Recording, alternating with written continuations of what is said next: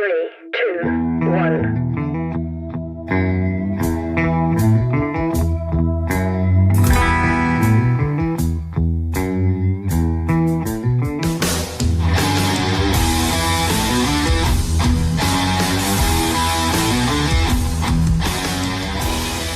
Doug, holy shit, we're here. Holy shit. Holy shit, we're here. Yeah. Holy shit, we're alive. Now what? This book came into my life recently. You came into my life recently, and just it could not have been better timing for a lot of different reasons that we will definitely dive into. But I loved how you started the book off just giving a very high level kind of, hey, here's a brief history of humanity, the space, the cosmos. Why did you feel it was necessary to kind of start literally out of this world before diving into the personal stories in here? Yeah, I call it the cosmic perspective, right? Because we look at our life so close. Like we think we're the center of the universe. We think we're the center of the lives. We're kind of the main character in this play that we call life. And the intention behind zooming out really, really big is to help people understand that it's like, wait, it might not be all about me. It's not about me. It's not about me.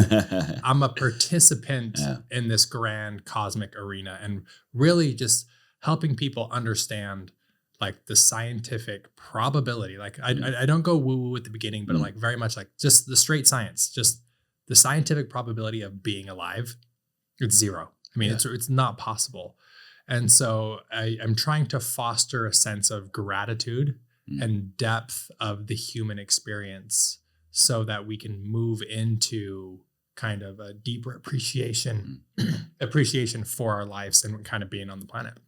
Where did all that stem from for you? Where, when, why, and how did you look literally out of this world into the ether for understanding, kind of getting out of your own self? Yeah. So I was, my life building up, my life completely changed. And I shared in the book when I was, in my late 20s on June 10th, 2017, there's the fun date and how we'll get into that. When I was reading, when you actually like the spoiler, well, I won't do a spoiler alert. I was like, no shit. Yeah. That came full circle. So once I started working in the psychedelic medicine plant space, I had an experience on ayahuasca one night where I felt like I zoomed so far out, like I was in the cosmos, and really kind of feeling that cosmic perspective that I'm trying to share in the beginning of my book. And after that experience, it left me so kind of raw and vulnerable where I actually was like, I'm going to turn to science. Like, what in the actual hell is going on? Like, what is going on? So I'm going to ask the scientists what they think is going on. And so I read a lot of science books and, a lot of Neil deGrasse Tyson lectures in the cosmos, and really like this vulnerability of me being like, holy shit, we're alive given the circumstances. That is insane. Yeah. Now, a big part of your story is rooted in faith and rooted in religion and rooted in Latter-day Saints and Mormonism. Yeah. When you were looking at that upbringing and looking at this kind of new experience outside of that belief system, outside of the church, can you kind of walk us through the friction that I'm sure you had in questioning literally how you were raised and what you thought to be true? Yeah, the thing that's so difficult about leaving Mormonism is that we're ingrained. So I grew up in Utah. I grew up, kind of the Mormon hub. I grew up in kind of a white, upper middle class, conservative family. And everyone in my neighborhood, in my community, was the same religion, doing the same thing. So it was very much like laid out for you, like this is what you're supposed to do. And in church on Sundays, from a little kid, you're taught this is what happened before you came to earth. This is why you're on earth. And then if you are obedient and follow the laws of Christ, this is what happens after you die. And so it's like instilled in you at a very young age. And so you build these programs and these models of the world growing up. And so there's not even any room to question because they've laid everything out for you. Yeah. The Mormon church is very black and white.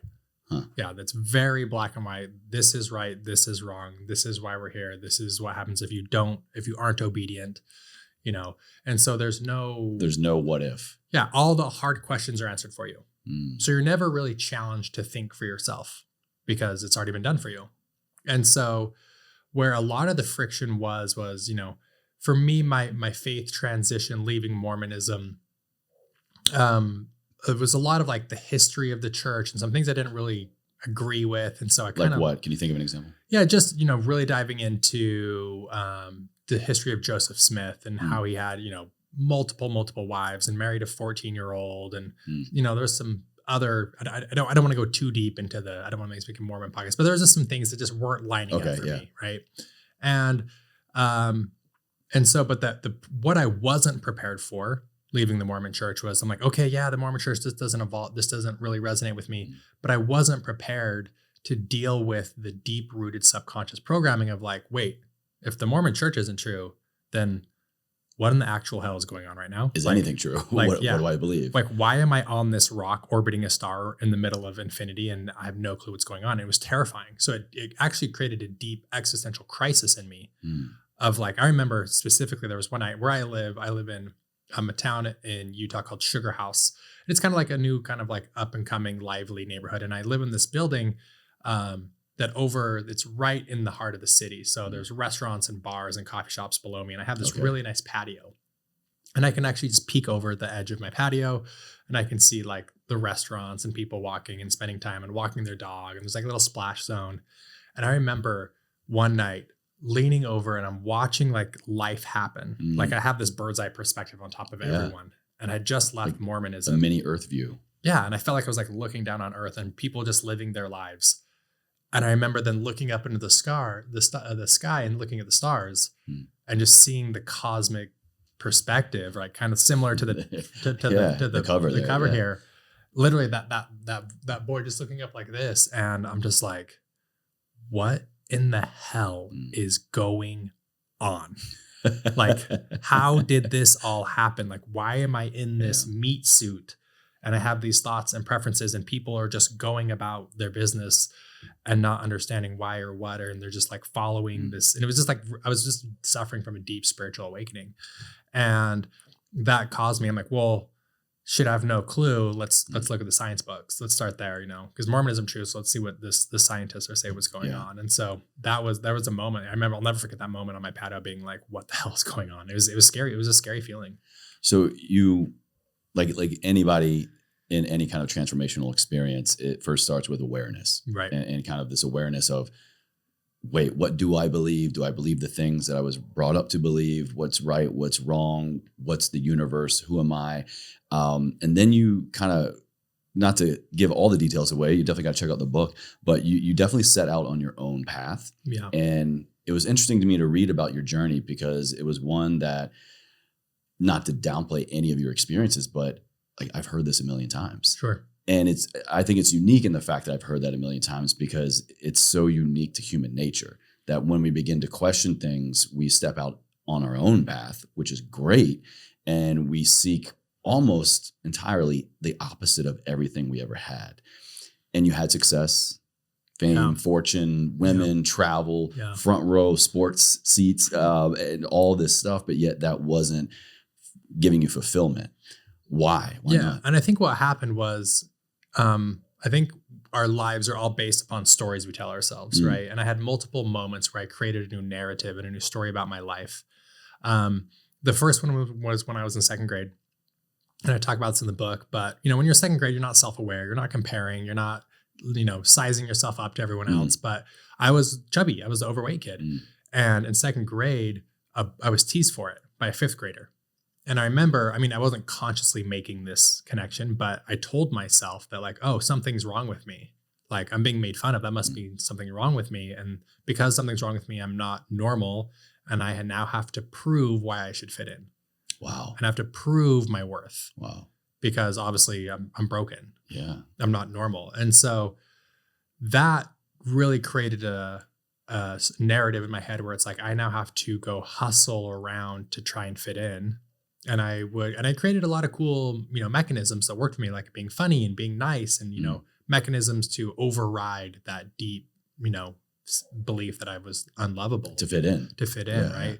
And so that kind of led me through elementary and junior high and high school. And then kind of tapping back in the Mormon thing, there's this coming of age ritual for Mormon men. When you're 18, you go serve a mission, so if anyone who's seen the Book of Mormon musical, there's the elders, right? Yeah. Hilarious. I love that musical.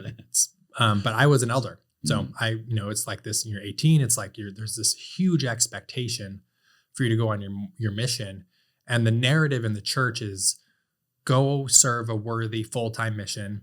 And your kind of reward for coming home and being being an honorable missionary is a beautiful girl will want to marry you, and then you get married in the temple and then have kids, and then you'll live in God's highest kingdom for eternity. All of these predefined forms of success, you will get. Exactly. Yeah. If you're obedient and do what we say. Right. So leading up to my mission, there's a standard of worthiness that you're supposed to live by in your day to day. So like no sex, no caffeine, no alcohol, no drugs, no pornography, whatever it may be. And so you have to live like this really high standard for months before you actually leave. So I got my mission call in October to Auckland, New Zealand, which I was stoked about. Like, I hit the freaking lottery. Great assignment. Yeah. And then it's okay. Now I need to have perfect behavior before I leave in February. And I had a girlfriend at the time. And I was right on track. Everything was on pace. I had the big farewell party. I had, I spoke at church and said goodbye to everyone. I had cleaned out my apartment. I wasn't enrolling in school. I had sold my car, said goodbye to everyone. You're like the village champion going off. Yeah. Cheering me off. Right. Wow. And, the night or two before I left, I was with my girlfriend to say goodbye to her. And of course, it's like this big intimate moment. Goodbye. See you in 2 years. And we broke the rules and we were intimate. We got too intimate according to the rules. And I remember after that night, I'm like, oh my gosh, I can't come clean now because I've already said goodbye. If everything's already done, it's all wrapped up. And so I buried that shame, right? I tucked it in. And later, 9 months later on my mission, I was a really good missionary and I loved my mission, but the shame and the guilt of hiding the secret was just building and building and building inside of me. And so finally I decided to come clean, and I didn't think I was going to get sent home for it. I didn't think because we didn't have sex, but we broke the rules. And so I confessed on my mission and they actually sent me home. So I got kicked off my mission. What did they actually say to you in that moment? What were the repercussions? So the way the conversation went was I called my mission president. So there's a leader of the mission, and I called him and I'm like, hey, there's just something I want to get off my chest. A couple things I didn't clean up before I came out.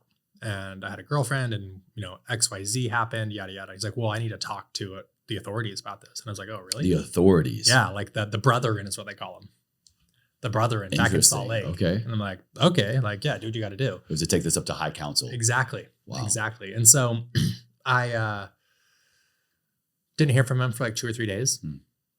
And then I get a call from him and he's like, hey, I need you to come into the office. And as soon as he said that, I'm like, oh my gosh, I'm getting sent home. Yeah, going into the office is never a good thing, right? Yeah, come into my office, and I'm like, yeah, this is not good. So I drive to his office, I sit down and he's like, hey, I talked to the brethren and we feel like it's in your best interest here. You need to go home and repent of your sins and come clean. And if you have 6 months of perfect behavior back home, then you can come back and finish. Well, what you just said is so profound. Sorry to interrupt your story there, but I think it just paints another piece to this story, this narrative of not only was so much all of your life built for you ahead of time, but in your own confession, trying to make amends to do the right thing in your mind, they were still deciding for you what was in your best interest. Right. Did you feel like it was in your best interest, or did you feel at that time like this was just another way that the people above me, this religion, this organization was just choosing my life for me? It's an interesting question because I do remember feeling a sense of relief. Interesting. Of going home. But there was also a lot of shame tied to it too, because I didn't realize it in that moment. It wasn't until later I came home that I realized, oh, this is the first time in my life where I'm not the king of the community, the champion. Because I was the golden child. I was captain of the football team. I was student body vice president. I was well known in my neighborhood, and in the church they call it wards, which is a section of community that all go to the same church. And I was kind of like the poster child. And this was the first time where it's I had screwed up, and the community saw it, and it was public. Wow. And everyone knew. So I was like, oh, wait, so now I'm dealing with this story. I'm the fat kid. I have to prove myself to fit in. And now another story is oh, I don't fit in my community and my church.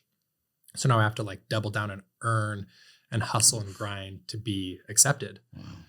And so I get sent home, and I feel like I did it very well. And what's my intention when I got sent home was like, okay, I'm going to do my 6 months of perfect behavior and then go finish. Like, I'm going to go finish what I started, And not too long after I get sent home, the universe works in very mysterious ways. My dad gets diagnosed with stage 4 colon cancer. So then I'm like, okay, that put my whole world upside down, because I was really, really, really close with my dad. And I'm actually, looking back at it, I'm extremely grateful I got sent home, because I got to spend that time with him. Yeah, his last really good year where he was healthy and golfing and got to go on trips. Like, I got that time with him. And what's interesting is shortly after that, he died. So he died 13 months after he was diagnosed. And I remember a night or two before he died, my mom and I were sitting outside of his door, and he's not conscious. I mean, he's gone. He's on his last leg. And she puts her arm around me at the base of the stairs, and I feel this emotion start just flying up through me, like despair and sadness and grief and overwhelm. And, it was scary and confusion. Me and my dad were extremely close. He was my idol. And I start sobbing uncontrollably, all for about 3 seconds. Because then I cut it off and I'm like, nope, I need to be strong. I need to be the tough guy. Like, I'm not allowed to feel this. Yeah, I'm not allowed to cry. That's weak. Don't be weak in front of mom. She needs strength right now. Like, you need to be the tough guy. And so I just took all those emotions and just shoved them like deep, deep, deep down inside of me. And so it's stacking on. It's like, okay, I don't fit in because I'm fat. It's like, I don't fit into my community because I got something for my mission. My dad just died and I have grief and I'm not dealing with that. So they're like, there's this emotions just festering inside of me with nowhere to go. And it was just like this tank just building, about to blow. I want to kind of pick your brain a little bit about that situation, because we actually have that in common. I lost my father as well. Right. I was 19 years old. It was about an 18-month diagnosis when he was pronounced terminal with Lou Gehrig's disease. But I didn't go home. I was already off doing my own thing. I had just joined the military. I was away for the first time from home. And although I actually tried, I was going to go home and get out of my service, my father wound up talking me out of it to not stop the beginning of my life, because his was ending. And everything you just described at the end of that experience was what I felt as well, even though you were there.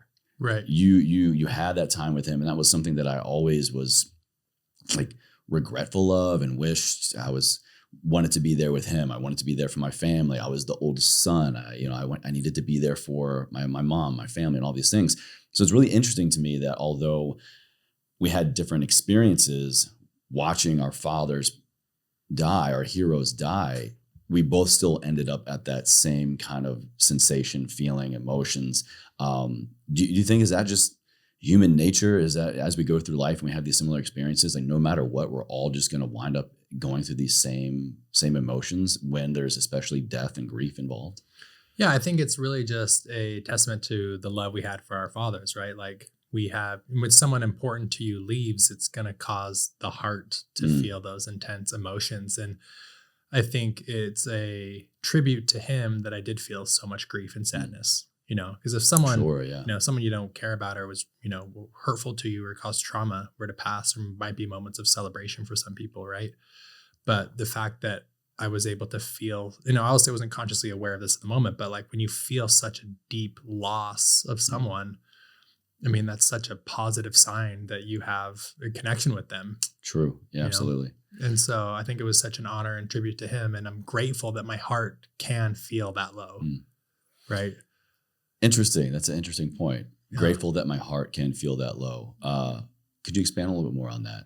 Yeah, I think that's a strong sense of gratitude. Yeah, I think, I'm just really the whole human experience to me, I'm really grateful for. And I have this incredible mind where I can think thoughts and be creative and get new ideas. And then I have this thing called my heart where I can feel really intense emotions. I can feel real blissed out ecstasy, joy, enthusiasm, love. And I can feel deep despair and loss and sadness. And the whole spectrum of feeling your emotions is what really makes being human so special. That's human experience 101. Absolutely. Yeah. It really is. And then I'm curious, was it the grief of the loss of your father that was that the primary driver towards plant medicines and psychedelics and things like that? I wouldn't say it was the primary driver, because what happened right after that was, okay, it's like, okay, now I'm this 20-year-old kid. My dad just died. I don't belong in my church. I'm the fat kid. I don't belong. I mean, I need to figure out a way how to provide value for the world and prove to people why I fit in. Okay. And that's what led me to my business success. So I found door-to-door sales. I know it sounds crazy, but it's a really fascinating industry where these young kids can make insane amount of money. And you crushed it. You were what, millionaire by 24? 24. 24, yeah. Yeah, 24. And I had a downline underneath me, so I was making money on my team. Plus, I became a company sales trainer. Plus, I was crushing it as my individual sales. I was a top rep every single year. And my thought process was like, okay, well, since I don't belong and I don't want to deal with the death of my father, I know society values money and wealth. So if I can make a bunch of money and then show you that I have a bunch of money, then you can validate me.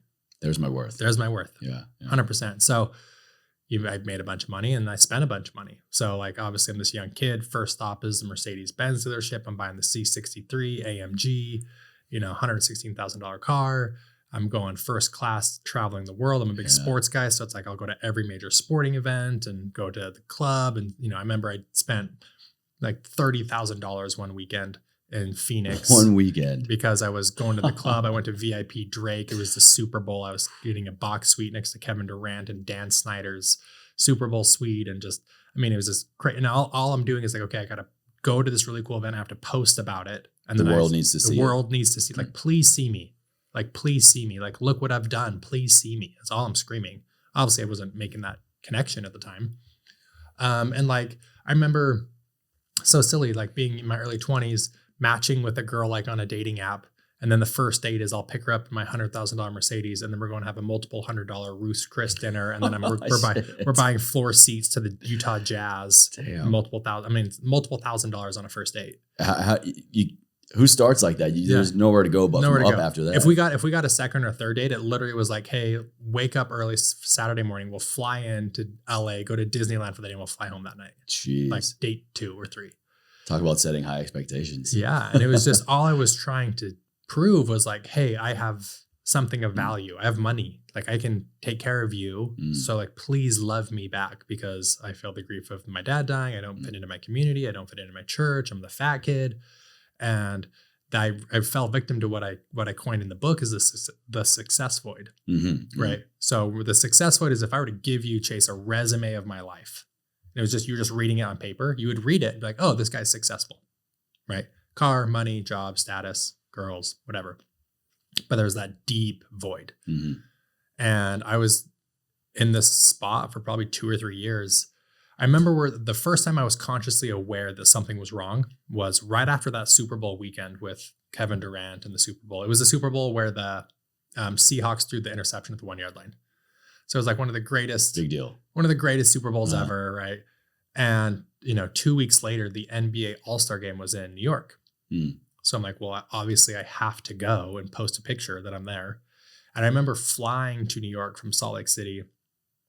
And I had this moment where I'm like, the only reason I'm going to this game is so I can take a picture and post it on Instagram. You were that aware of it ahead of time. That was the first time I realized that. Wow. And I remember being like, I am miserable. Like, this is not the life I want to live. Like, I don't even want to go to New York. It's February. It's freezing cold. Like, don't really care about the NBA AllStar Game. I'm just going for the status to show people that I'm going.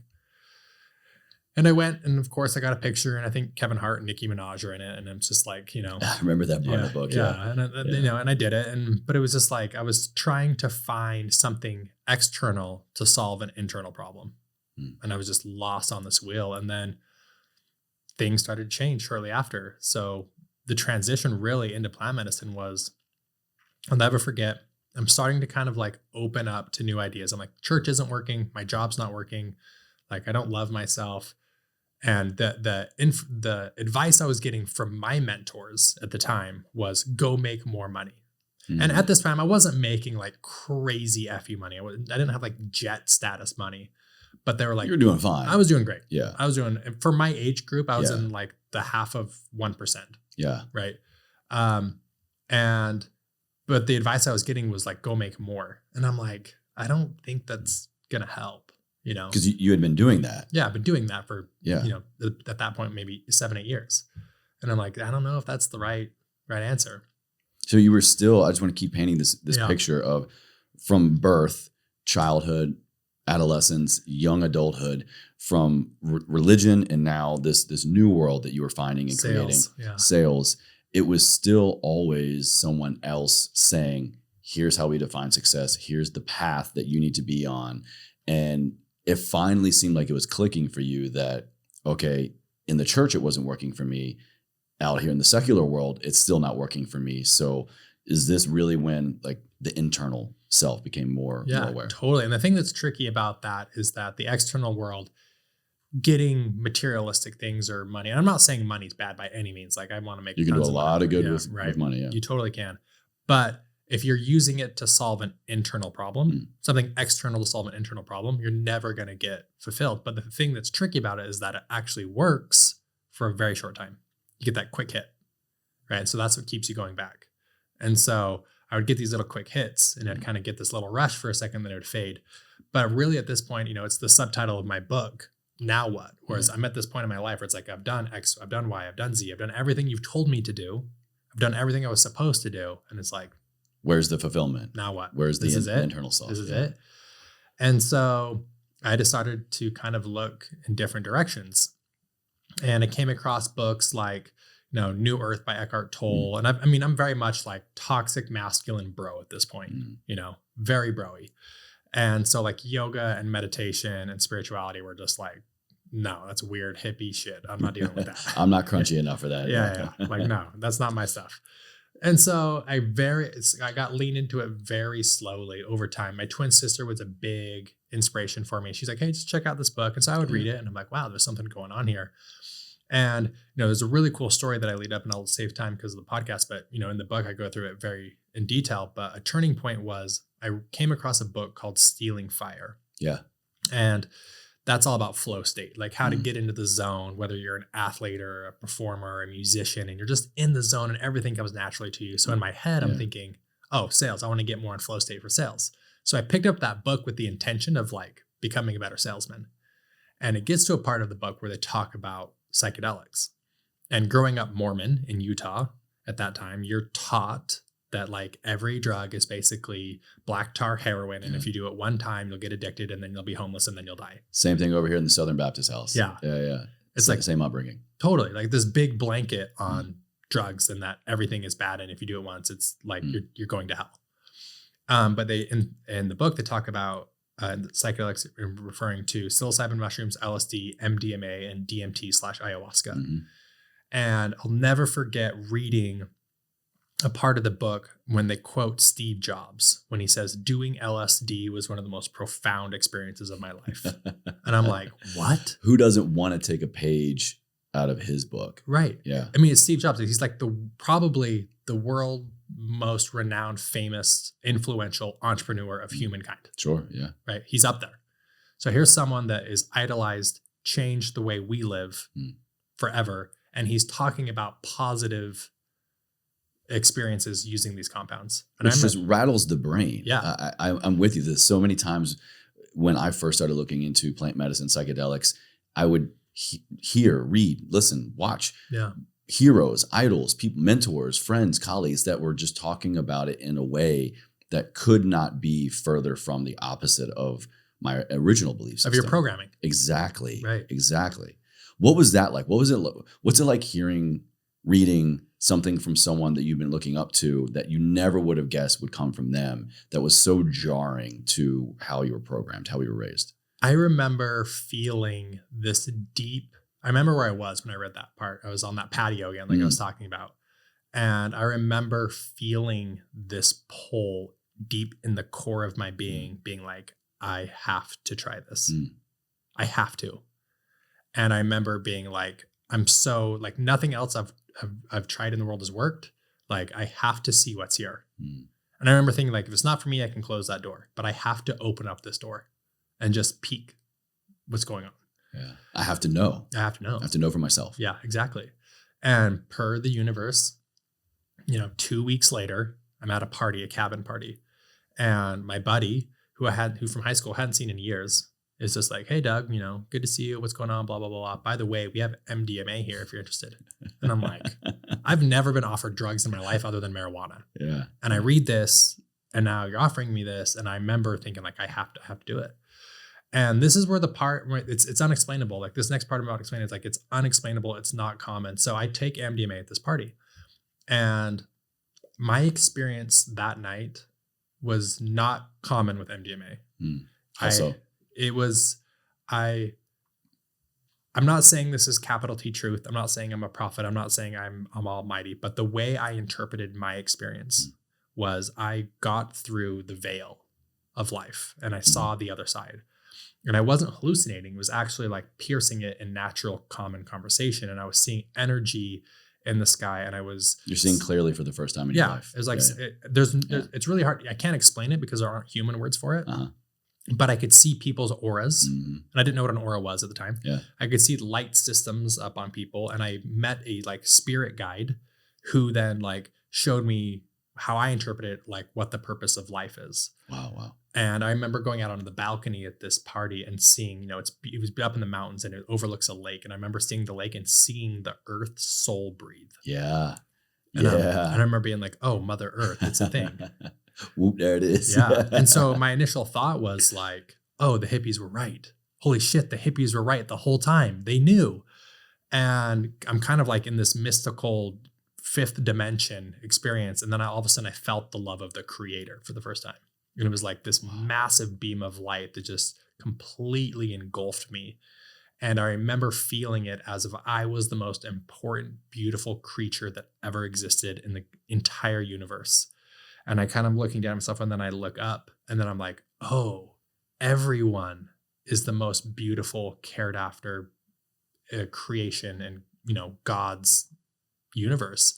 And I didn't have to earn it. There was no checklist, because in the Mormonism, you're taught that had to hit you hard. Oh, that was huge. Wow. It was like, I am worthy of infinite love exactly how I am. Immediately. Regardless. And it wasn't like, it was just like instant, like right on top of me. Like, not only regardless, but especially because of who you are. Yes. There was no checklist. There was no, if you do this, then you get love. Or if you're obedient, then you get love. Or if you go on a 2-year mission, then you get love. Or if you follow my command. It was who you are here now.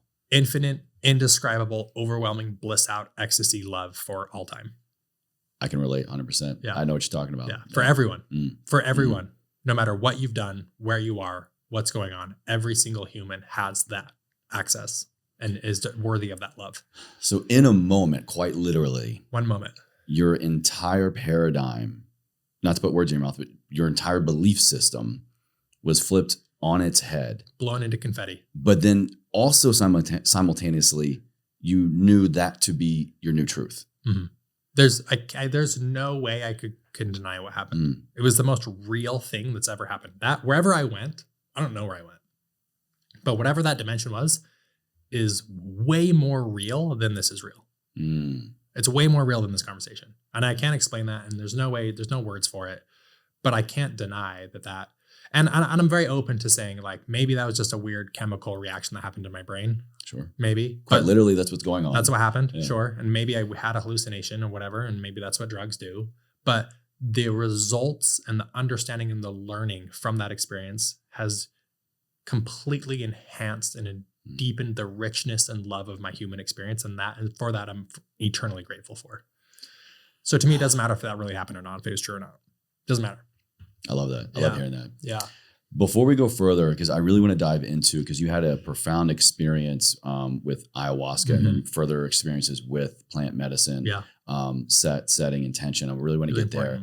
But you've mentioned a few times already, I forget exactly what you said, but it was like, as the universe does, or so the universe, like it was just kind of like a calling. It wasn't anything that you were pushing for, striving for, but when you began to just pay the tiniest bit attention to your life, more importantly, what you wanted out of your life and for your life, and how you were defining love and fulfillment and acceptance, it's kind of like the universe was like, okay, he's finally ready to listen. Yeah. And it whispered at you. And you've said a few times, I felt pulled. It wasn't a force. It wasn't this external thing. That for me and I really want to drive this home for the listener, I think is one of the most profound life lessons we can ever pick up on. And knock on wood, like it hasn't led me astray yet. Whenever I lean into a pulling sensation, I'll initially meet a little friction because it's change. But then on the other side of that is just everything. So can you kind of walk us through a little bit more of define that pull, define that feeling? How did you just lean into and trust something that you couldn't quite explain, but you just felt like was the right thing? Yeah, I think everyone listening can comprehend or relate to one of those words, whether it's intuition or the pull or the whisper or the Gut nudge feeling. or the gut feeling or intuition. And it's not enough to recognize it. You have to jump. And that's really, really, really, really scary. Please say that again. Yeah, you have to jump. It's more than just listening to it. You have to jump. And one of my superpowers, I feel like, and what I'm encouraging people in the book is to, when you get the nudge, go, right? Go. And it's proven to me, and it's really scary. Like, I remember having moments of panic when I was like leaving the church and leaving my career and like getting into quote unquote drugs. I'm like, this is really scary. Like my whole worldview is getting flipped upside down. And I feel like I'm having an existential crisis and I'm about to lose my shit. But I know there's something for me here and I have to go. Talk about a dichotomy of emotions. Yeah. So I mean, you know, the Duality. book is great. But I have to say there was periods of my life that were really, really, really scary. Like there was moments I have to check myself into a psych ward. I need mental health, help, like, because I feel like I'm losing my mind and no one relates to me, but I know that I need to keep going. And my examples are very, very intense, but because this whole journey is proven to be worth it for me, I now have cemented in my brain where it's like the universe provides and it's proven it to me.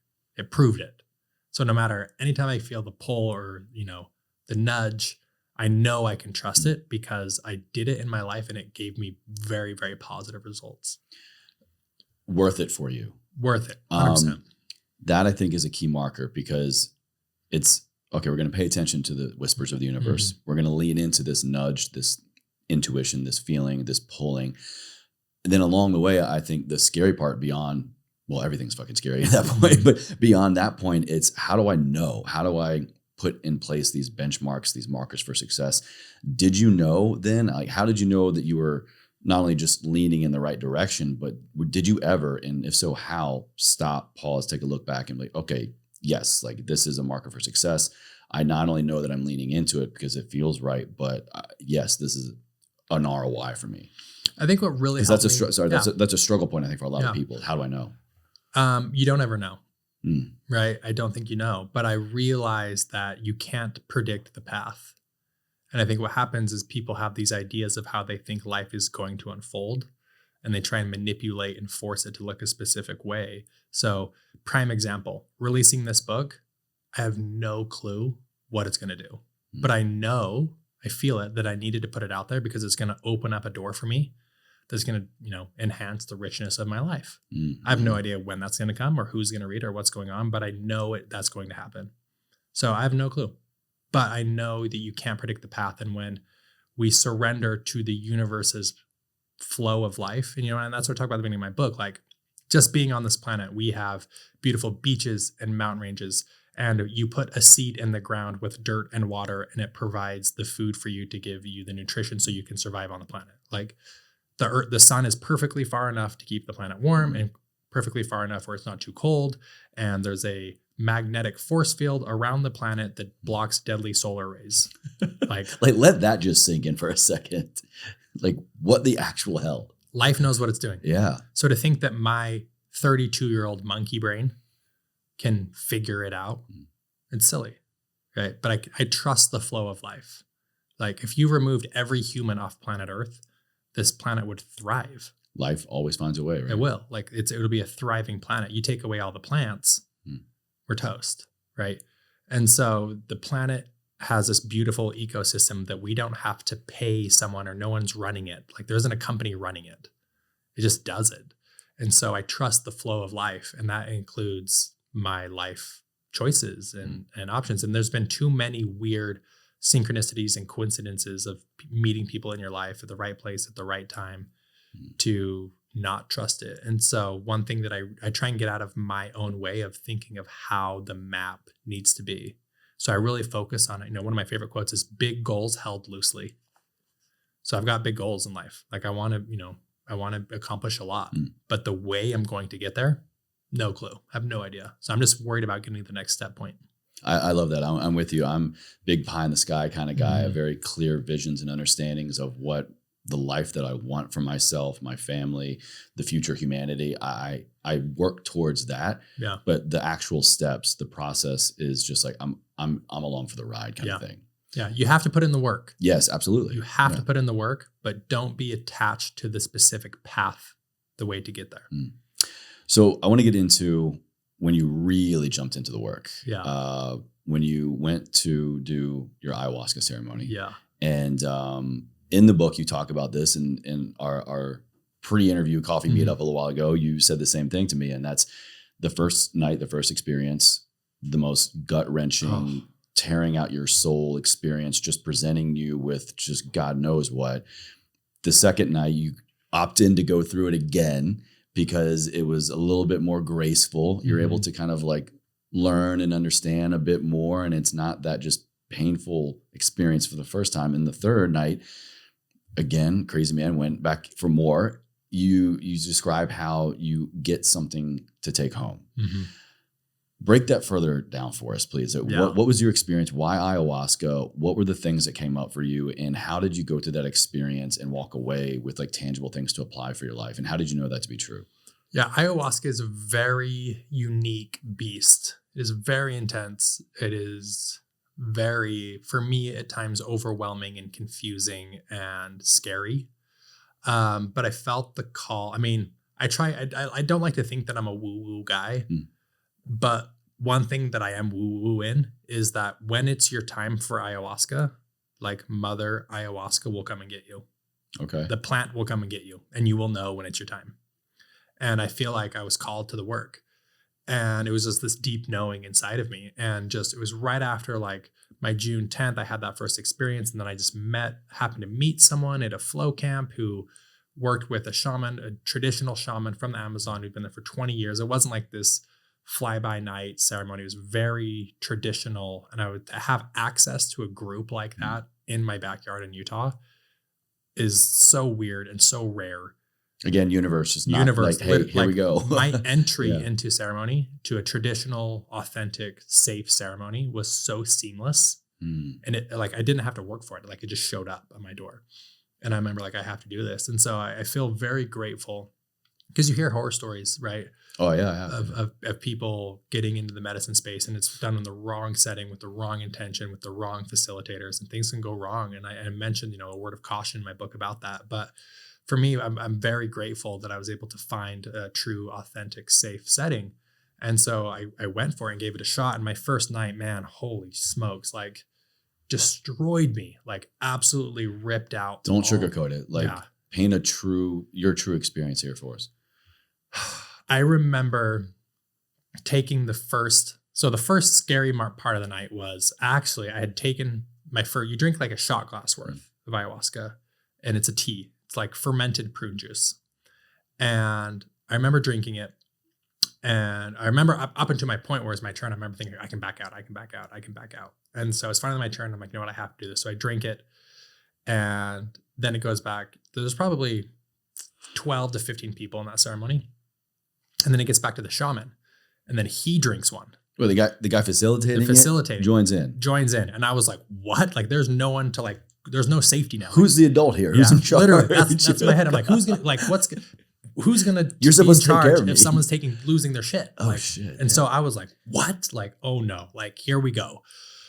But then I was like, you know what? He's been doing this for 20 years. He knows what he's doing. He does this, multiple weekends a year. Like, I can trust this guy. So I'm like, here we go, And so it kind of starts kind of like mushroomy, kind of like some fractals, kind of felt like, doing a heavy dose psilocybin. And then it just gets really kind of funky weird. Like the fractals get more intense, the geometric patterns get more intense. And it's just like, almost, I remember seeing, and I don't share this in the book, but I remember seeing like this red dot kind of like floating in the sky. And I was trying to figure out what it meant. And then my attention span caught onto it. And then it pulled me like through the veil. Like a sniper dot. Yeah. Like a sniper dot. And I remember seeing it. And I remember like finally listening to the music, and then it like joined in with the harmony of the music. And we're like riding the music waves of the shamans playing. Wow. And then all of a sudden it like pulled me through reality.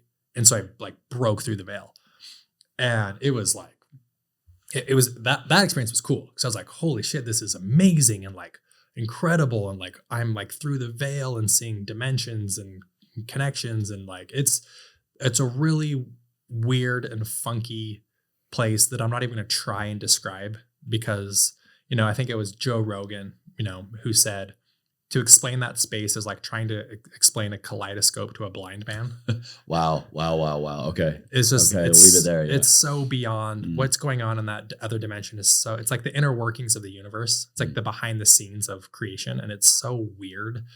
But my initial kind of like insights were powerful. It was like, you know, I was dealing with my fat kid stuff and, you know, dealing with a previous romantic relationship that I hadn't fully cleaned out. And then all of a sudden I'm kind of like going through my experience. And then the facilitator is like, hey, anyone who wants seconds, come up. And I'm in it. I'm definitely like in it. I read this part in the book and I was like, no fucking way. This guy just jumped back up and just went for more. Yeah. And so I couldn't even stand up straight.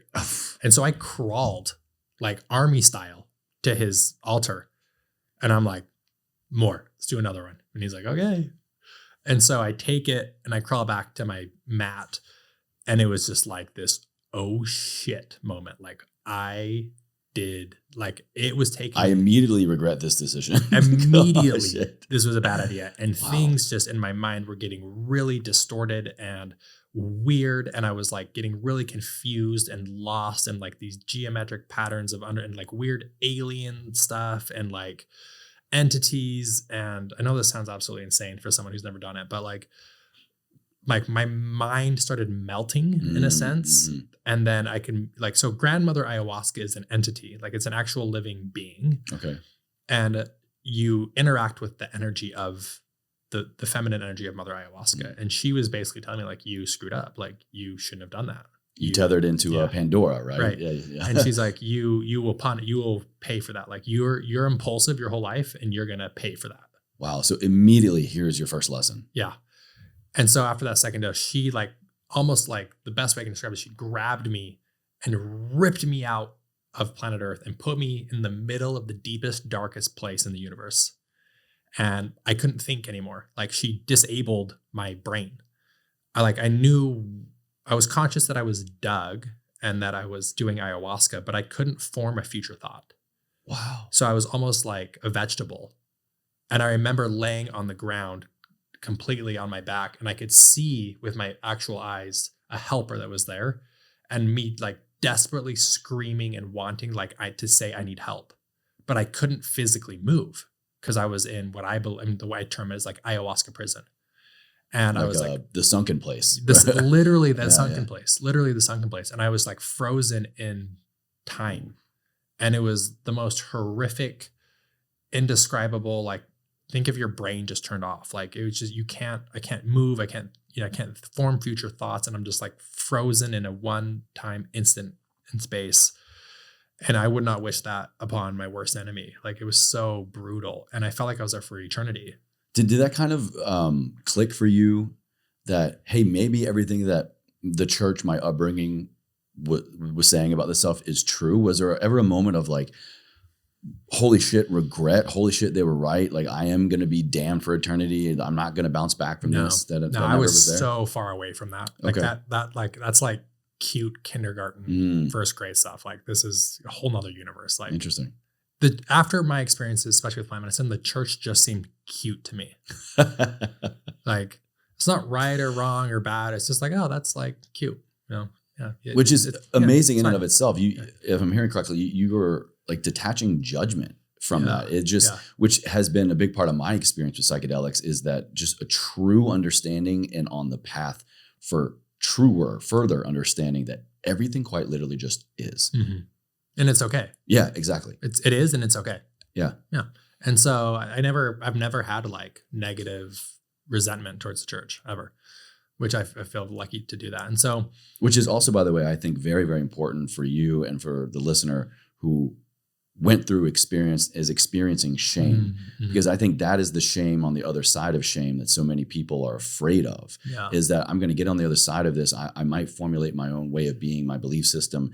And then I don't want to cast judgment. I don't want to have fear. I don't want to like be a negative person against this. I just want to be. Yeah. It's almost like working through shame begets new shame. Totally. And I think one thing, going back to the church thing, one thing that the reason that is for me is I am aware that I consciously broke their rules, right?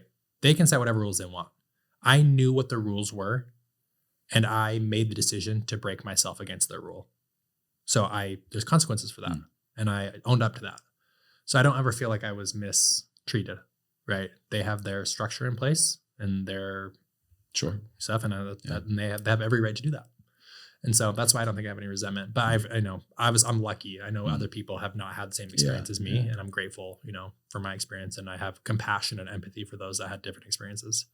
So then let's go to night 2. Yeah. So you went through all of that, and again, you're like, so after night 1, I'm like, never again. So the way I got out of ayahuasca prison that first night is I remember someone gave me advice that I could like hear it like way down, like the echo chain, like way down the hallway. Someone told me that night, it's like, if you ever get stuck, ask, what is this trying to teach you? Okay. So after what felt like eternity, I remembered that, like that thought like was way back here. And I remember I was able to like go grab it. Take notes, listener. You might need that later. And so I asked the experience, like, what are you teaching me? And it's like, slow your roll. Don't be so impulsive. Do your homework. Like, let things settle. And so got a couple of more really good takeaways that night. So just a lot of deep cleansing of self-worth. Sounds like you kind of got your footing a bit. Yeah. So I kind of get my footing back, kind of get grounded. And then I remember leaving that night and I'm being like, I'm never touching this ever again in my entire life. I will never do ayahuasca ever again. Like that was way too much. So the next morning, and so the ceremony where we had it, usually you spend the night at whoever's hosting the ceremony. I lived like 5 minutes away from where, that's how crazy the synchronicity was of having that ceremony. I lived 5 minutes away. So I just went home to my own bed. And the next morning I woke up and I started taking my notes on the evening because I signed up for 3 nights originally. And I'm like, I'm not doing night 2 and 3. There's no way. And I hear this voice, like this booming voice behind me, like back here. And it just says, come back. And I'm like, no way. Like no freaking way. Like screw you. Yeah. I'm staying home. No chance. And so I remember like pacing in my apartment being like, what do I do? Like angels on my shoulder, the devil and angel, go, don't go, don't go. And so I remember, because everything up to this point has been you listening to that voice and going in with the pull. Yeah. So I was like, shit, I have to go. I have to go back. And so we go back to night 2. I'm like, I'm not taking a large again. Give me a medium. Like not going that deep in that space, and still to this day, I've never gone back for seconds. I've done 9 ceremonies now and I've never taken seconds. Still to this day. So I take a smaller dose that day. And like immediately when I take it, I am like, I remember like the vision I was like in a helicopter, like the ceremony was starting and then I got dropped out of the helicopter into like this ocean and I'm drowning, like I'm suffocating, drowning. And I'm like, my head is spinning. I'm getting confused. I'm like getting thrashed in this ocean within like 15 minutes of taking it. Wow. And I remember thinking like, what the hell am I doing? Like I remember thinking, excuse me. I remember thinking, there's no way I can do this for 7 hours. If I have to do this for 7 hours, I'm going to have a psychotic break. Like I cannot deal with this mental agony for 7 to 8 hours. And then all of a sudden, Mother Ayahuasca's energy picks me up out of the ocean, puts me in this cave, and she has like this dark cloak on. And I'm just hallucinating all this. And she just says, do you respect me now? And I was like, beaten, battered, on my hands and knees, being like, yes, I understand the depth and the power you have. Like, please, like begging for mercy, hands, like, please. And then all of a sudden she was like, okay, we'll have fun tonight. And like grabs me and takes me through the veil into that weird circus entity, elf, DMT machine, like weird dome, like it's really weird. That's fair enough. All right. It's really weird. So I'm like at like the hub of information. Yeah. And then basically that whole night was showing me what my life would look like if I live up to my true potential, which is so beautiful. And it was very much like There's no problem of life. You know, the biggest lesson from that night was life is not a problem to solve. You're trying to solve this problem, then you think everything will be okay. Life is not, it's an experience to be had. And that really changed my perspective my entire life, and how I'm capable of creating really beautiful work and not to try and figure it out and just go with the flow, trust life, and how the present moment and, you know, being in the now is so beautiful, and really learning to meet people where they're at and look at them in their eyes and learn to love one another and be open to all types of people. And it was like this really, and I felt like my whole brain got cleaned. Like they literally cleaned I feel like my whole brain got reset. Wow. And I had this moment where I felt like I was like getting back into my body for the first time ever, as if I was like being born as a 30-year-old man. And conscious and aware of it. Wow. Consciously aware. And I remember looking at my hand and like making a fist and being like, holy shit, I just think. And it like, how does it do that? Yeah. Like, explain how it does that. You can't, like, you can just do that, you know? And I remember feeling my mind was completely clear. So I had no secondary thought and no preferences. And the amount of bliss and euphoria I just felt by being alive was so profound. And I remember thinking like, holy shit, this is what it feels like to be alive. Like, holy shit, we're alive. And hence the title of my book comes from that night on ayahuasca. And I left that night so changed forever. Like physically, literally, I was reborn.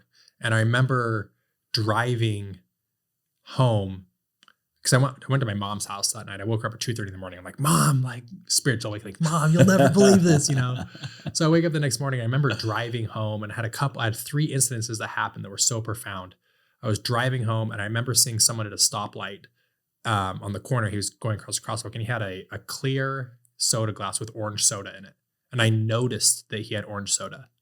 And I'm like, every time I drive, I'm like completely zoned out and I have a secondary conversation, but I'm like, I was fully present and it was so eye-opening. And I remember getting to my parking garage in my apartment and getting out of the car and I could smell it. Like my parking garage has a smell.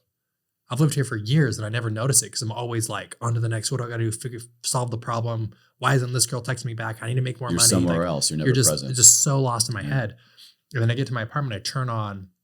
It's funny because like I like Mumford & Sons, but I don't love Mumford & Sons. And it was just kind of like on playlist. And I remember hearing a Mumford & Sons song come on. And I remember I started sobbing because I could fully hear the music. I was like, there was nothing else going on in the entire world in my mind other than that song.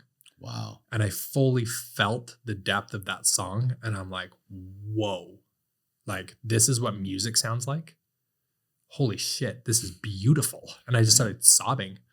It sounds like you were having every moment you had a deep rooted appreciation for that moment, for life, for that experience. Fully present, the most present I had ever been in my entire life. Everything that I was involved in got my 100% attention.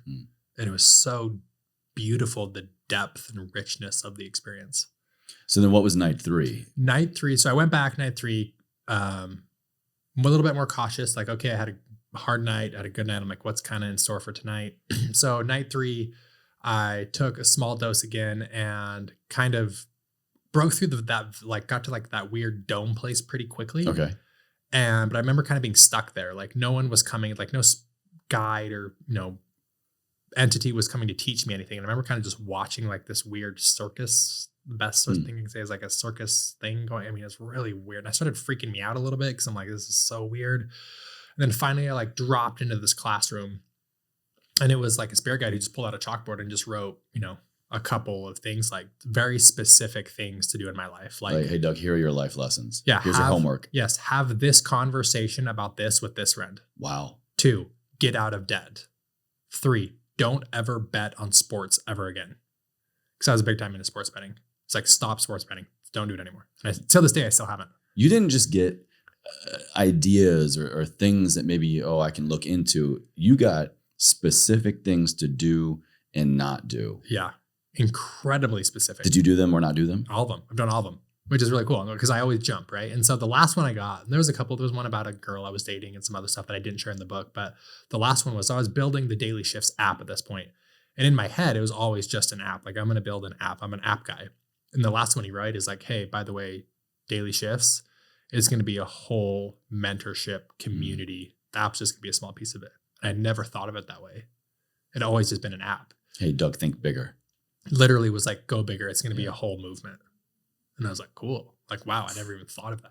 And so, yeah, and that was night 3. And, still to this day, those first 3 nights of ceremony, I've had some other really profound nights along my life, but those 3, I mean, that dramatically changed my entire human experience. And speaking of the human experience, at the end of your book, and I was dog-earing so many things in here, I had a question in mind for you at the end of all this, because besides being a phenomenal story and very timely for me, because it's where I am in a lot of journey and self-work, I kind of got to the question of, cool story, Doug, but it's not like a tangible, here are 5 ways to increase your productivity. Here's, the self-help, here's the action. But you made this point in your conclusion, though, that I hope it makes you feel less alone in our shared humanity. Is that the point of this book? Is that the point in sharing your journey? Is that the point in all this? And is that the point that you think we all should be kind of after? I think that's a really important point, right? And I think that, learning to enhance your human experience with those around you so you don't feel so alone, coupled with learning to love the life you're living, not the one you wish you were living. Mm-hmm. And that was my problem, is I was fighting for a life that I thought I was supposed to be living, and I wasn't enjoying the one I actually was living. And so the intention of my book is to help people, to inspire them to do their personal work, to maybe look at some of their traumatic experiences when they were raised and realizing what their story is of why something's wrong with them. For me, it was I was the fat kid, and that I don't belong in my church, and that I've screwed up. And I then rushed around trying to prove myself in the world. And once I learned to love myself, I say, self-love is a superpower, then you can learn to love and enjoy your current life experience and share a love with humanity and those around you. Do you think, as you're kind of describing that, this kind of came to mind for me, is it that until we stop and appreciate and choose to love the life we're living instead of the one that we're chasing after, only then are we ever actually living? Because up until that point, we're just chasing the next thing. We're not actually fully present. There is no presence. Right. How could there be? Because we think life is just around the corner. Yeah. Your big breaks, just if only, I call it happy when syndrome. Oh, of course. Right. I'll be happy when I get the partner or get back in shape or get the car and get the raise or, whatever it may be. And we think that's when our life will happen. And you get to a point where you're like, wow, I've actually wasted a ton of my life thinking it was around the corner, but your ship's never coming in. You are the ship. Yeah. I could be living the whole time. I could be able to see the whole time. Yeah. So I just hope that my book inspires people to live a deeper, richer, more meaningful life. Well, that is exactly what I got out of it. And I mean, the journey, so much raw truth. And so for that, I acknowledge you and thank you, because this stuff is not easy. It's very few of us that will experience this level of awareness and piercing through the veil, however you get there. Sure. And in and of itself, that is profound and that is amazing and that is work. But then to take it a step further and to share it with the world and to write a book about it and to share it with people maybe that were in your life, still in your life, that my words, not yours, might have repercussions, more fear of shame. I cannot think of any more bravery, any more higher level of bravery, and just knowing that you are on the right path. And in doing the work for yourself, but then sharing it with others, because in doing so, like, you are a model for so many other people. You are giving people permission through your story, through your work here, to step into that journey themselves. Thank you, brother. That means a lot to me. You're very welcome. Thank you so much for being here. My final question for you is, and sharing my background with you over also losing my father, that was actually the catalyst for what I'm doing now. Ever Forward was this phrase that he lived, breathed, acted, and quite literally with his dying breath, his last 18 months on earth, modeled for me of what that looks like. And it is not pretty. It can be pretty sometimes. It's a lot of fun, but it is work nonetheless. And it is choosing the hard right over the easy wrong, and asking like your question in your journey of ayahuasca, what is the gift in this? There is an advantage in this adversity. And until we ask that question, we will never see it, I think. And in order to do that, that's what I'm talking about here when we live a life ever forward. So what does that mean to you? When I say those two words, to live a life ever forward, how does that fall on you here today? Yeah, I think living a life ever forward is my phrase of, I feel like the way I say it is, I'm committed to the higher path, right? And it's living a life of constantly challenging and questioning your beliefs to become the best version of you for you, right? Not for anyone else, not for mom, not for dad, not for your community, but being true and living in a life of integrity of who you truly, truly are. And just like you said, a lot of times that's choosing the hard right versus the easy wrong. It's very interesting that you define it that way. Thank you for your interpretation, because that is actually this current season of my life that's exactly it. So much of what I was doing and creating was working through that trauma and that grief in my own process of my time in the military, of the death of my father, of just so many life trials. It was for somebody else. It was for him. And there was a lot of good in that. But in this current season of my life, I had an experience on psychedelics that led me to that profound, just clear as you and I are here today, that it is time for me to do it for myself. He will always be there. The other people will always be there. It doesn't change my relationship or love for them, but doing it for him and them got me to where I am here now today. And now it's time for me to do it for me. I love that. Super empowering, super beautiful. Well, Doug, we're definitely going to have your information in your book down in the show notes for everybody. But if they want to connect with you right now, like where can they go to learn more about you? Yeah, so book's on Amazon right now. And personally, you can connect with me on Instagram. That's my main use. I mostly use Instagram, and I always usually respond to DMs. So at Doug_Cartwright, I would love your feedback, and I would love to hear where you are on your journey. He does, because if he didn't, we wouldn't be here. Yeah, so thank you, brother. I appreciate you. My friend. Much love. All right, guys, that's a wrap for today. Get Doug's information, get his book. I'll have it linked for you down in the show notes, like I said. And it's a journey. It's quite the journey.